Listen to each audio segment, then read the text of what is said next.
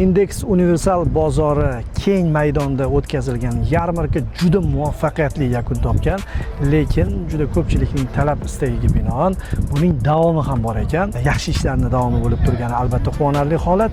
Demak, 7, 8, 9 avgust kunlari yana mana shu keng maydonda yarmarka o'tkaziladi. Bu yerda maishiy texnika mahsulotlari yana arzonlashtirilgan variantda sotiladi. Deyarli 4 millionga sotilayotgan Rus hamda Ziffer muzlatgichlarini yarmarka kuni 3 million 600 mingdan sotishadi. Rusning gaz plitasi yarmarka kuni 1 million 800 mingdan sotiladi. Bu arzonlashgan variant. Navbatdagi mahsulot morozilka muzlatgichlar yarmarka kuni narxi arzonlashtirilgan variantda 2 million 650 ming so'mda sotiladi. Tadbirkorlar uchun ayni muddao. Maishiy texnikalar yarmarkasi qayerda o'tkaziladi desangiz, Y2 hamda F2 blogida bo'lib o'tadi.